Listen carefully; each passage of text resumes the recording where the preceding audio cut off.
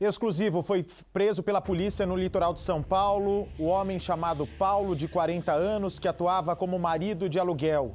Ele é acusado pela polícia de, em 2016, ter matado uma cliente em Bueno Brandão, no interior de Minas Gerais.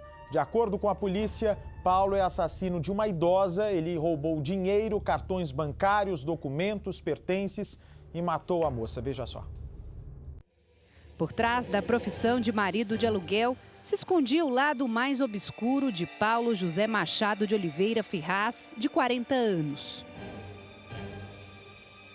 O prestador de serviço que, na teoria, deveria ir até a casa das pessoas para resolver problemas domésticos, nesse caso ia para fazer um mal. Paulo é um criminoso frio, um latrocida. Rouba e depois mata. Paulo era foragido da justiça. Ele foi condenado por ter assassinado uma idosa, cliente dele, em Bueno Brandão, Minas Gerais. No fim da tarde da última terça-feira, quase 4 anos depois, ele acabou preso em Praia Grande, litoral de São Paulo. Mas quem será esse homem que se apresenta como faz tudo e tem mais de 25 anos de experiência? A partir de agora, você vai conhecer a história do Paulo e vai saber como o marido de aluguel matador fez para roubar e assassinar uma cliente. Paulo Oliveira é de Atibaia, interior de São Paulo, mas em 2016 ele morava em Bueno Brandão, Minas Gerais, cidade onde ele cometeu o crime. Lá ele trabalhava como marido de aluguel. A vítima era cliente dele. Paulo prestou serviço na casa dessa mulher várias vezes.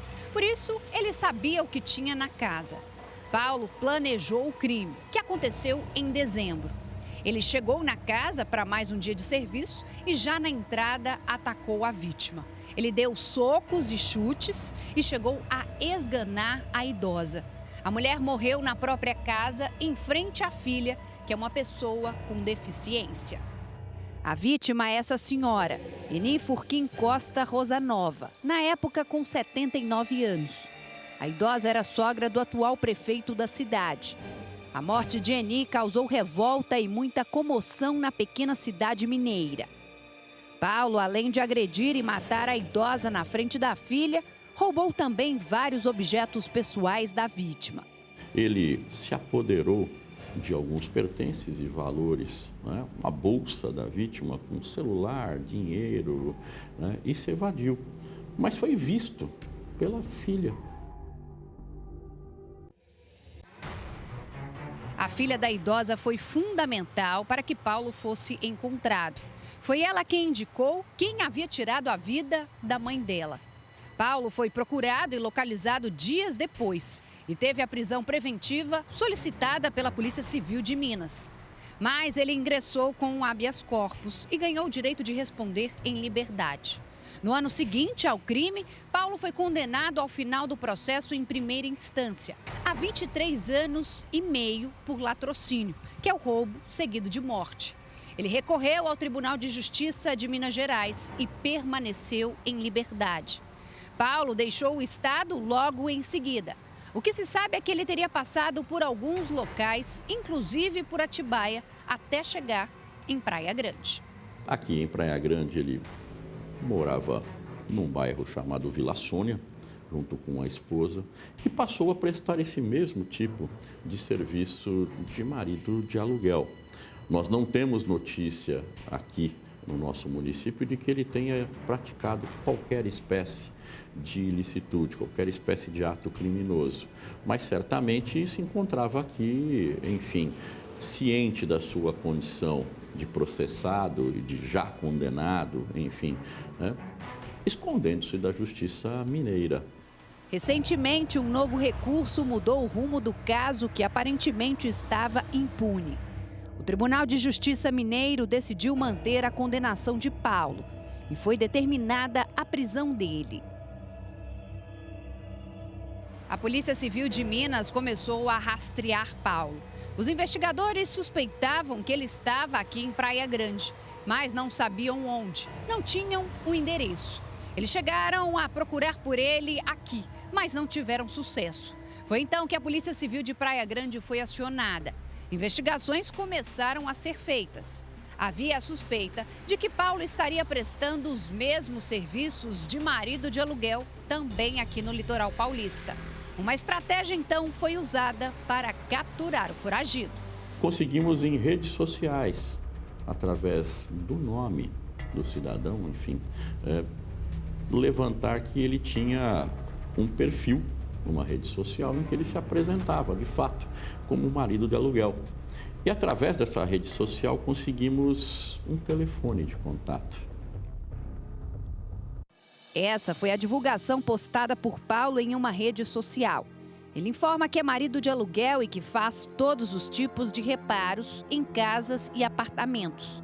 Trabalha como pedreiro, pintor, eletricista, encanador, marceneiro e carpinteiro em Praia Grande. Diz que tem mais de 25 anos de experiência e fornece o número para contato. O número de telefone era o que a polícia precisava.